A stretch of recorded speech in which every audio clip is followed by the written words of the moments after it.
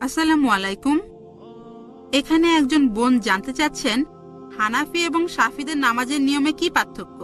বোন, আপনি প্রশ্ন করলেন যে নামাজ পড়ার নিয়মটা শাফি আর হানাফির ক্ষেত্রে এক কিনা। আমাদের নবীজি মুহাম্মদ সাল্লাল্লাহু আলাইহি ওয়াসাল্লাম বলেছেন, এটা আছে সহিহ বুখারীতে খণ্ড নম্বর 1। নবীজি বলেছেন, নামাজ পড়ো যেভাবে আমাকে পড়তে দেখেছো। নামাজ পড়বো যেভাবে নবীজি পড়তেন। এবারে হানাফি এবং শাফি মাযহাবে নামাজের নিয়ম সম্পর্কে বলি। আমি জানি এদের মধ্যে কিছু পার্থক্য আছে। হানাফিরা নামাজের সময় হাত বাঁধে নাভির নিচে, শাফিরা হাত বাঁধে বুকের উপরে। তারা তাকবীর দেয়, আমিন শব্দটা জোরে বলে। এখানেও আগের উত্তরটাই। সহিহ বুখারী, নবীজি বলেছেন খণ্ড নম্বর 1 বুক অফ সালাহ, নামাজ পড়ো যেভাবে আমাকে পড়তে দেখেছো। আর এই চারজন ইমাম শাফি, ইমাম আহমেদ ইবনে হাম্বল, ইমাম আবু হানিফা, ইমাম মালিক, এই চারজন বিখ্যাত ইমামই বলেছেন, যদি দেখো আমার কোনো ফতোয়া আল্লাহ এবং রাসূলের বিরুদ্ধে যাচ্ছে, ফতোয়া দেওয়ালে ছুঁড়ে মারো। আমি জানি আবু হানিফা রাদিয়াল্লাহু আনহু বিখ্যাত বিশেষজ্ঞ, তাকে শ্রদ্ধা করি, ভালোবাসি। মানুষে বলে যে তিনি বলেছেন, যখন তোমরা নামাজ পড়বে নাভির নিচে হাত বাঁধবে। আবু দাউদে একটা হাদিস আছে, আবু দাউদ খণ্ড নম্বর 1 বুক অফ সালাহ, বলা হয়েছে নবীজি নামাজের সময় নাভির নিচে হাত বাঁধতেন। তবে এটা জয়ীফ হাদিস। ঠিক এর পরের হাদিসটাই বলছে, যেটা সহিহ হাদিস, যে নবীজি হাত বাঁধতেন নাভির উপরে। আরো সহিহ হাদিস আছে সহিহ ইবনে খুজাইমা, যেটা বলছে নবীজি হাত বাঁধতেন বুকের উপরে। সহিহ হাদিস যখন বলছে নবীজি বুকের উপর হাত বাঁধতেন, নাভির নিচের হাদিসটা জয়ীফ।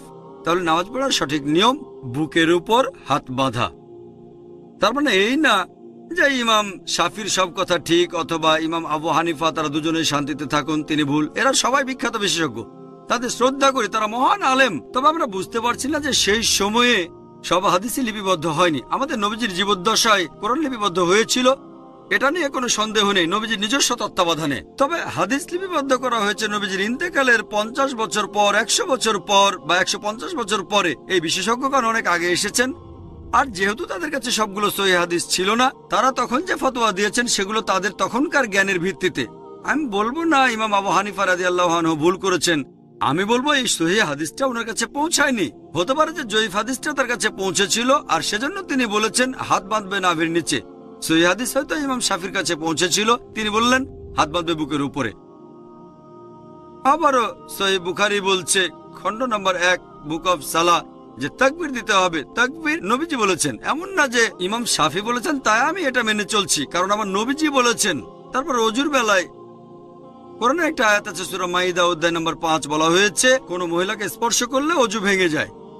আরবি শব্দটা মাসা, মূল শব্দ লামাসা, মানে স্পর্শ করা। ইমাম শাফি রাদিয়াল্লাহু আনহুর মতে তিনি বলেছেন কোন মহিলাকে স্পর্শ করলে ওযু ভেঙে যায়। ইমাম আবু হানিফা বলেছেন যদি কোনো মহিলাকে স্পর্শ করে কোনো পুরুষ ওযু অবস্থায়, তাহলে ওযু ভাঙে না। এখন কোরআনে আরবি শব্দটা হচ্ছে লামাসা, মহিলাকে স্পর্শ করলে ওযু ভেঙে যায়। তবে মাসা শব্দটার অর্থ দুটো, একটা হচ্ছে সহবাস করা, আরেকটা হচ্ছে স্পর্শ করা। ইমাম শাফি রাদিয়াল্লাহু আনহু তিনি বলেছেন এটা স্পর্শ করা। ইমাম আবু হানিফা তিনি ধরে নিয়েছেন সহবাস করা। এখানে তাদের মতটা আলাদা। তবে যদি সুন্নান আবু দাউদ পড়েন খণ্ড নম্বর 1, এখানে বলা হয়েছে যে হযরত আয়েশা রাদিয়াল্লাহু আনহা নবীজি ওযু থাকা অবস্থায় তাকে চুমু দিলেন, তারপর নবীজি আবার ওযু না করে নামাজ পড়তে চলে গেলেন। আরেকটা হাদিস আছে সহিহ বুখারীতে বুক অফ সালাহ খণ্ড নম্বর 1, হযরত আয়েশা ঘুমাচ্ছিলেন, নবীজি তার পা সরিয়ে নামাজ পড়লেন। এটাই প্রমাণ করে যে স্পর্শ করলে ওযু ভেঙে যায় না। এখানে আবু হানিফা রাদিয়াল্লাহু আনহু ঠিক বলেছেন, আর ইমাম শাফি আমি বলবো না তিনি ভুল করেছেন ইচ্ছাকৃতভাবে, হাদিসটা ওনার কাছে পৌঁছায়নি। সবাই বিখ্যাত বিশেষজ্ঞ, আর তারা বলেছেন দেখো যদি আমার কোনো ফতোয়া আল্লাহ এবং রাসূলের বিরুদ্ধে যাচ্ছে, তোমরা আমার ফতোয়া দেওয়ালে ছুঁড়ে মারো। আমি তাই বলবো, আমি একজন পাক্কা হানাফি। আমি ডক্টর জাকির নায়েক একজন পাক্কা হানাফি। কেন? আবু হানিফা ফতোয়া দিয়েছেন নাভির নিচে হাত বাঁধবে নামাজ পড়ার সময়, কিন্তু সহিহ হাদিস বলছে বুকের উপরে। তাই আমি নামাজের সময় হাত বাঁধি বুকের উপরে। আমি একজন পাক্কা হানাফি। ইমাম শাফি বলেছেন যদি দেখো আমার কোনো ফতোয়া আল্লাহ এবং রাসূলের বিরুদ্ধে যাচ্ছে, সেটা দেয়ালে ছুঁড়ে মারো। ইমাম শাফি বলেছেন ওযু অবস্থায় কোনো মহিলাকে স্পর্শ করলে ওযু ভেঙে যায়, কিন্তু সহিহ হাদিস বলছে ওযু ভেঙে যায় না। তাহলে কোনো মহিলাকে অনিচ্ছাকৃতভাবে স্পর্শ করলে ওযু ভেঙে যায় না। যেহেতু আমি ইমাম শাফির ফতোয়া দেওয়ালে ছুঁড়ে মেরেছি, তিনি বলেছেন আমি একজন পাক্কা শাফি। আমি পাক্কা হানাফি, পাক্কা শাফি, আমি পাক্কা হামলি, এছাড়া পাক্কা মালিকি। পাক্কা মানে খাঁটি। আমি মেনে চলি 100%, অন্যরা মানে হয়তো 80 বা 90%, অথবা আবু হানিফার 60%। আমি পুরোপুরি মেনে চলি।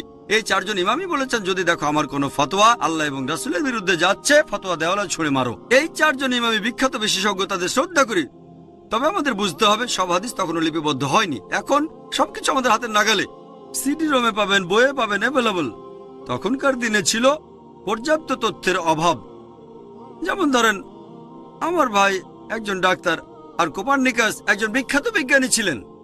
তবে বিজ্ঞানের ব্যাপারে কোপার্নিকাসের চেয়ে আমার ভাইয়ের জ্ঞান অনেক বেশি, আইনস্টাইনের চেয়েও।